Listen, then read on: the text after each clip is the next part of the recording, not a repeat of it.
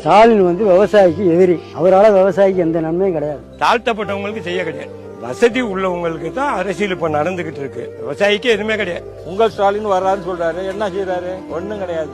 525 கோரிக்கை கொடுத்தாரு. அவரு நின்னு ஜெயிக்கிறப்ப எத்தனை கோரிக்கை செஞ்சிருக்காரு? என்ன கோரிக்கை செஞ்சிருக்காரு? சென்ட்ரல் கவர்மெண்ட்ல ₹1 ஏத்துறாங்க கிலோவுக்கு, அதை இவரு கொடுத்தேன்னு சொல்றாரு. அரிசி இலவசம் 35 கிலோ அவரு தான் கொடுக்கறாரு, இவரு கொடுக்கறேன்னு சொல்றாரு. ஒரு லோன் கிடையாது, ஒரு இன்சூரன்ஸ் கிடையாது.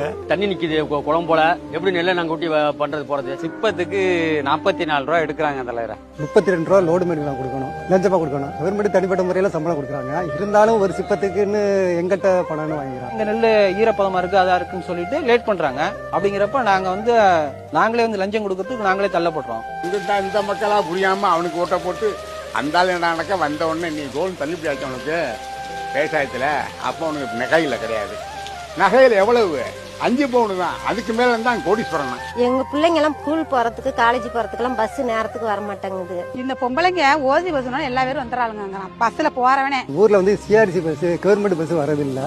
அதாவது தனியார் பஸ் யாரும் சம்பாதிக்கணுங்கிறது சிஆர்சி பஸ் உள்ளூர்ல விடாம பண்றாங்க. ஊருக்கு எதுவுமே பண்ணதில்லை. இதுவரையும் பார்த்தது கூட இல்லை, எட்டி பார்த்தது கூட இல்லை. இளைஞர்களுக்கு ரொம்ப மோசமா இருக்கு. ஒரு வேலை வாய்ப்பும் கிட்ட வரதில்லை. கேட்டா சென்னையிலே வச்சுக்கிறாங்க. எங்க பாதுகாப்புப்பா? 3 வயசு குழந்தைங்களுக்கு கூட பாதுகாப்பு இல்ல.